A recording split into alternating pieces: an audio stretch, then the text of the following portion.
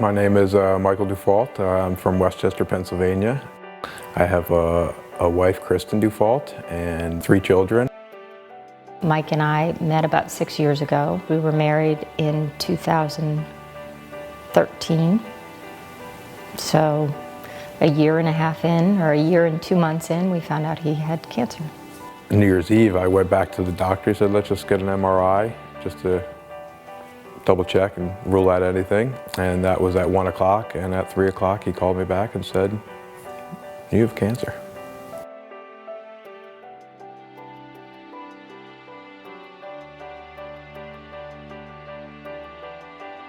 And then on the 9th is when I finally got, the news that it was multiple myeloma. All we could think of is, how are we going to tell our children? My name's Andrea, and my husband had cancer.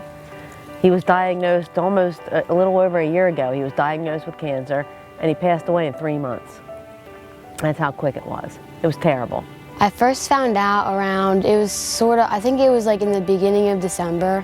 We were like setting up our Christmas tree, and we were waiting for tests to come back. He's been going through a bunch of tests, and the doctors couldn't find out what his sickness was and stuff.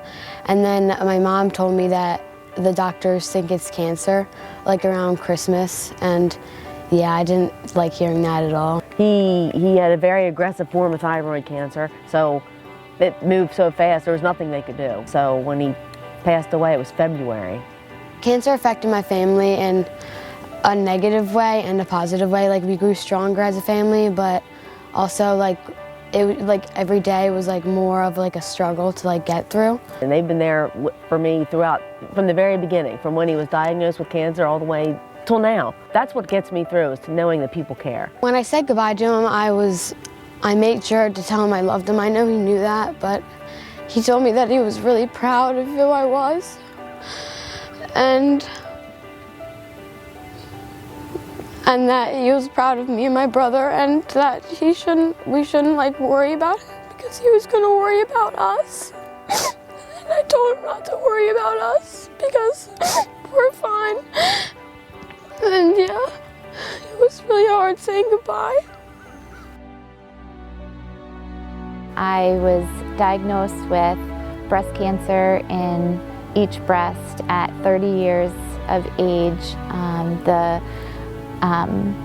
twins I had were 4 months old at the time, and I found a lump in one breast and didn't know what it was. I was diagnosed at the age of 38 with triple positive breast cancer. When I heard those words, how am I going to tell my kids? When I called Kathy, I didn't even know who she was, but she was a true angel from the minute that I talked to her on the phone, and she just said, Monica, you need to be honest. If you are honest with your children, they will trust you. And if you get that trust in the beginning, they'll know that they can always believe in you. And then I did tell them, I was very honest, that they found cancer, and that we're going to get through this as a family, and there's a lot of people that are going to help us. And Cuddle My Kids has been one of the most amazing organizations to help with our children, to keep their minds occupied and to make their life as normal as possible with their parent having cancer. It's taken away having, like he said, having good times with your family, because when she's away getting better from it, we're at home feeling sad that she's not going to get through it. I was diagnosed in February 2013 with breast cancer. At the time, I have 2 boys. At the time, they were 4 and 7. When I found out I had cancer, my mind right away went to the boys, and that I needed to do everything I could to survive this and be there for them. The boys didn't know much about cancer. My older son, Nicholas, had more of an understanding, and right away, his thought was that I was going to, I wasn't going to survive, and that's what he was worried about. When I found out my mom had cancer, I was sad because it was the second time she got it, and I was a little worried that she would pass. When my boys were 3 and 1, I was diagnosed with breast cancer. And I was only 32 years old at the time, so it wasn't anything that I thought would be possible.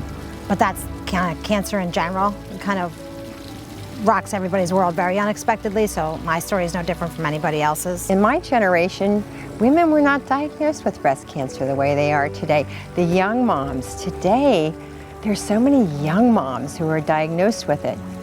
So it was really a surprise for me. When I was home with my kids, it just was really hard to balance taking care of my kids and managing my cancer. Felt like I couldn't take care of my kids. I couldn't be the mom that I was before I had cancer.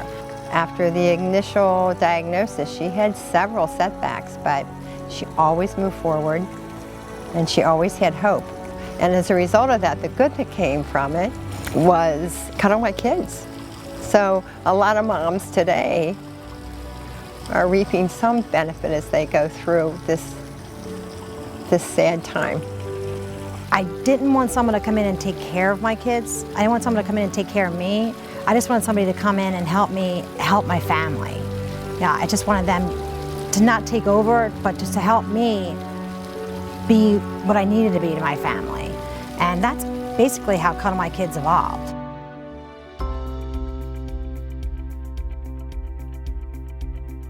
Cuddle My Kids came into my life as soon as I was diagnosed, you know, knowing that I had the 2 little ones, that there's a group out there that will come, you know, and basically do just that and cuddle your kids. The twins were still so new to me that I was still trying to figure out how to cuddle them myself. It was just kind of this thing where I didn't know how to have somebody else come in and do really anything for me yet, because I didn't know what I needed help with. I have described them as being my Mary Poppins because they literally walked in the door with toys and without really saying much to me, sat down and started a tea party, and the twins just fell in love with them right away. Whatever it's like you're going through, and they like understand because they just know like from the perspective that like you're not like you're feeling like a ton of different emotions, and they can really help you through it. There was a huge box at our front door waiting, and it was all books about, you know, mommy has cancer, and explaining to our children and reading books about how mommy's going to lose her hair. And it also gave us bags that they could come to appointments with us, and it had all kinds of arts and craft projects in there that they could bring with them and still be a part of my treatment, but have something to take their mind off of it.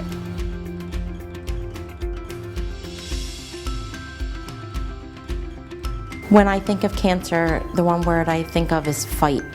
When I think of cancer, the one word I think of is shock. When I think of cancer, I think of sadness. It hurts not just the person who's affected by it, but it reaches out to everyone around them. When I think of cancer, the one word I can use to describe it is really just hell. You know, it's hell on earth. So cancer reminded me that I need to be hopeful for the future, because without that, I wouldn't be here today. To me, cancer means hope because you need hope to be able to live through it.